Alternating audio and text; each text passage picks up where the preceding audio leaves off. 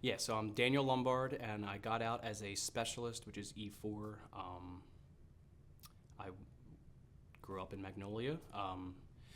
Was there until I was 23. I enlisted in the Army. I went infantry. I had no drive. I haven't sown my oats, if you will.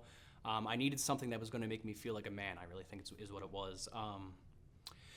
And I went and talked to recruiters. I actually talked to the Marines for a year before I decided to go with the Army. I had some issues with the Marines, so I ended up not doing that, and I went with the Army.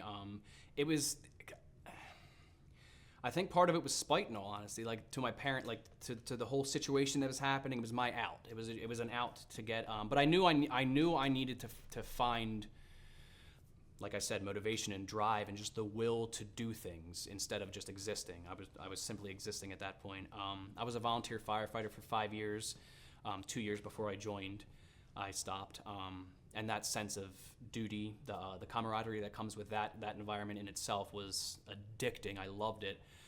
And I saw a lot of the motivation and drive from that, and I decided to do the Army. And I had a couple options, radio repairman, a bunch of just random job roles. And I'm a prideful individual at heart, or at fault, and I figured that if I'm going to do the Army, I'm going to do the Army, and I'm going to do infantry. So I joined the infantry, and it was I went to basic training May 6th.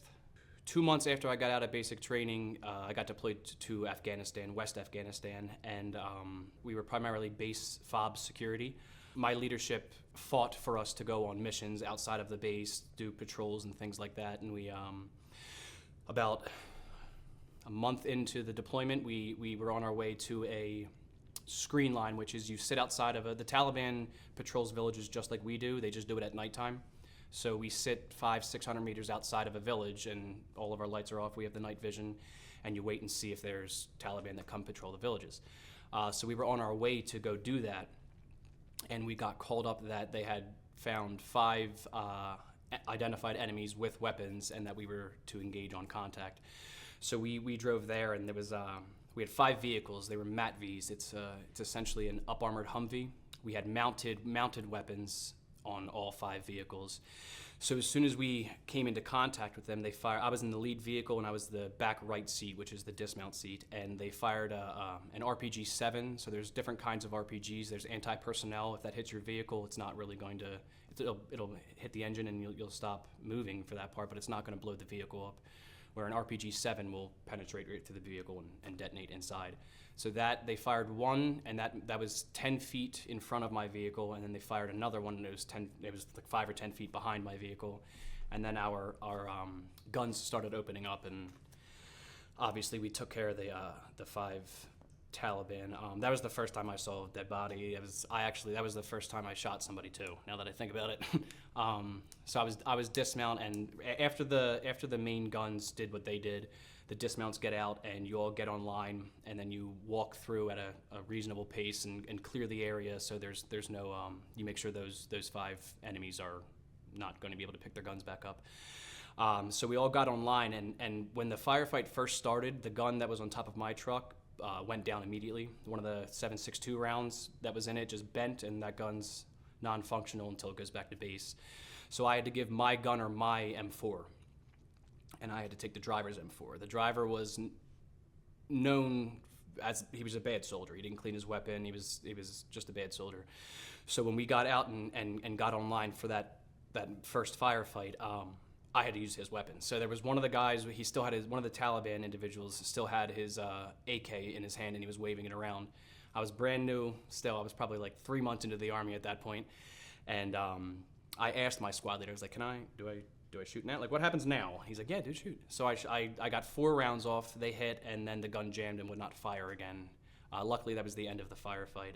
That was my first contact with that. I actually, so you have to collect the sensitive information off of them, check their pockets, make sure they don't have SD cards, notes, anything that would help them. We want their intel. And that was the first firefight, and I guess it is the first time I saw a dead body at our expense.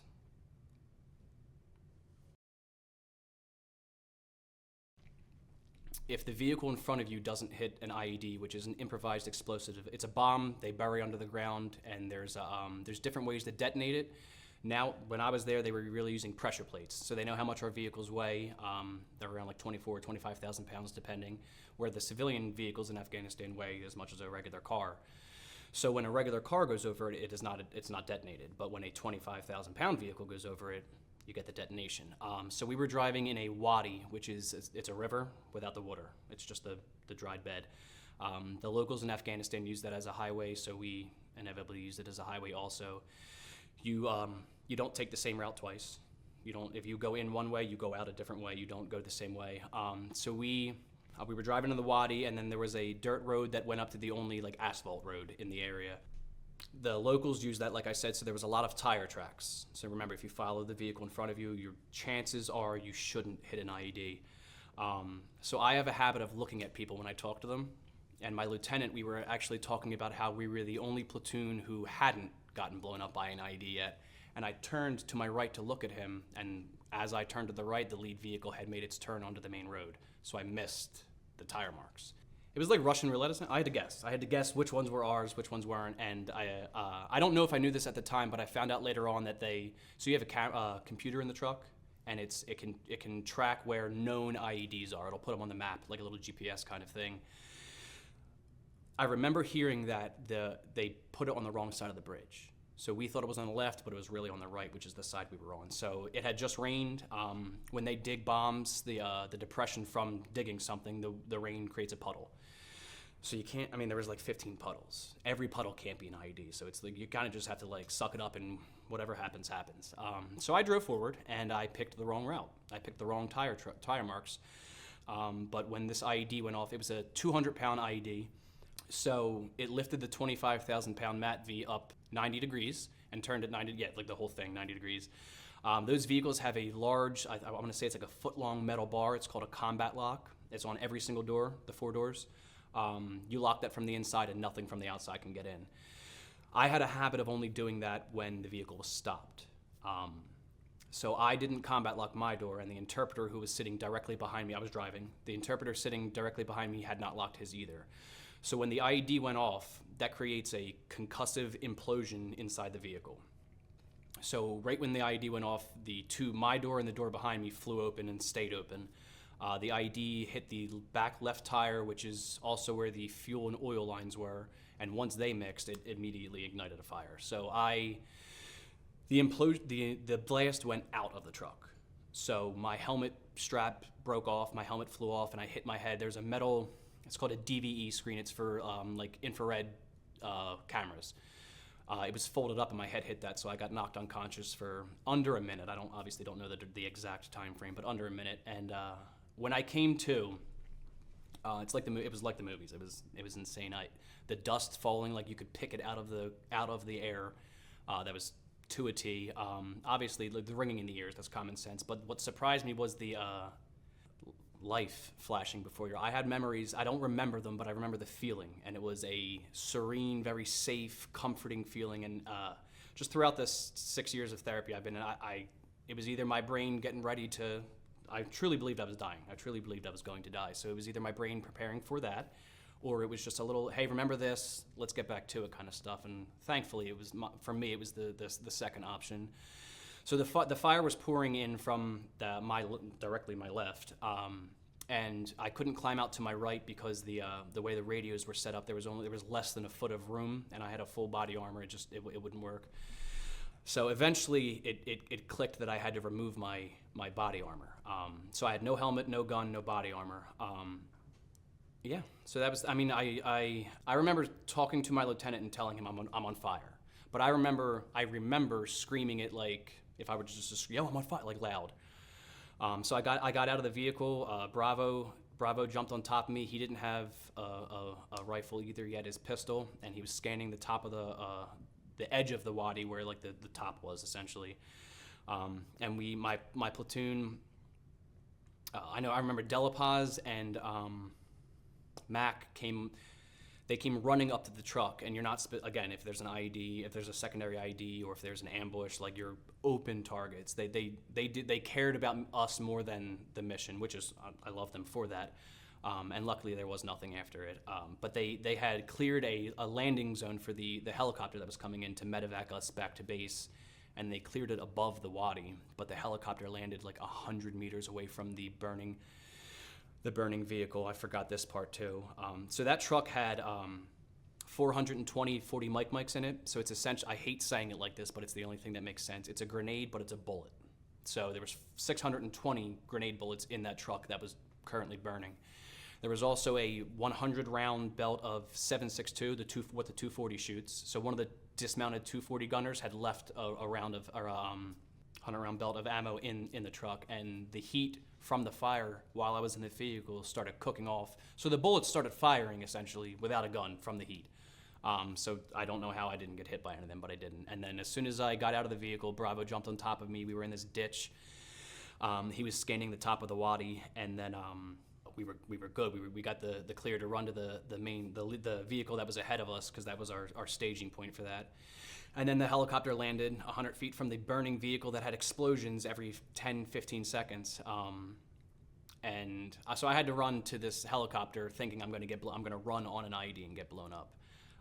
Got onto the helicopter, and I didn't know this at the time, but if you get hurt and you have the ability to, you have to call your next of kin and let them know you're okay. So at that time, my next of kin was my mom, and she works in a public school. So I called her the school she was at, and I got the front desk, and they're like, "Oh my God, hey, I was like, hi. What's going on? How you doing? I got to talk to my mom really quick." So they patched me through to her, and they said, "Your son's on the phone," and she said, "Which one?" And they said, "Danny," and she knew something had happened. So I told her, I said, "Mom, I got blown up. I was on fire from the waist down. I don't have 3rd degree burns. They said it's a 1st degree. It's called a flash burn. It's essentially just from the blast. Really, the uniform that we have is fire retardant, and it worked. Something from the Army actually worked. So I don't have permanent marks on my legs. But I had to tell her, like, I'm not missing limbs. Like, I'm good. I got messed up, but I'm good." So I got medically retired, so I had time to plan. So after Afghanistan, I went to 4 months after Afghanistan, I went to Djibouti, Africa. I did a 7.5 month deployment there. We didn't see any combat there, but it was still a deployment regardless. So I was in Afghanistan from 2013 to 14, and then Africa 2014 to 15. And then while I was in Africa, I re-enlisted. For as soon as I got back from Africa, I was supposed to go to Vilseck, Germany. While I was in Africa, the Army said, you're not doing that, you're going to Kuwait. And if you want to go to Vilseck, you have to extend an entire another year. So I did that, and then I started my medical discharge. So I knew that 1 hour does nothing. I can tell you how my week was in an hour. It doesn't get to the nitty gritty of everything. So I was looking for specifically combat support groups on Facebook, on the internet, on anything, and there's nothing. I found one I'm not going to name them because it's a beautiful organization, and now I would happily talk to them. But I got paired with it was just typing, and I got paired with a man who was in the Navy in the 80s. And just for where I was at, he wasn't reaching me. I needed a combat veteran. If I got a Vietnam vet, it would have been fine. But it was just not what I needed. So when I came back from Afghanistan, James, the other co-founder, we have a mutual friend. So we were having a party for me at one of the bars, and he came, introduced himself. We talked. I was on leave, so I was intoxicated, so it wasn't a full introduction. And then he saw the post, so I put a post on Facebook right when I got the word that I was done, and like I was coming home at some point, months away. And I basically said, I'm sorry, like I'm not who you remember. I'm going to be irritable. I'm going to be an asshole. Like there's reasons why, and I just put out a whole post of where I'm at. And James saw that as like a leadership thing, like of what I did. So he reached out to me, and he basically asked what the Army does to combat PTSD and suicidal ideations or attempts, and if they do happen, if you get diagnosed with PTSD or the suicide happens, how do you combat that then? So I was honest with him. I'm being medically discharged. I'm being ushered out of the military. So that's what they do, and there's not necessarily there's a 5-day workshop you do to help you get out, and they teach you how to do a resume, and most of the things they revolve around people retiring. It's not necessarily a younger person who's getting out after a 4-year contract. So I said, can we Skype? Can we do a video call? So we Skyped, and it was a 4-hour conversation, and we literally talked about what issues I had with why I was thinking the way I was thinking, or talking about the process of me thinking the way, what I was supposed to be doing in therapy, but with a peer. So it kind of, right there, we were like, oh shit, like this doesn't exist. There's how many, like there's all these organizations for the older veterans, and that's still far and few between. But the younger veterans don't have an outlet where they feel comfortable talking that isn't corporate related. It's set the bar for us, really, I think.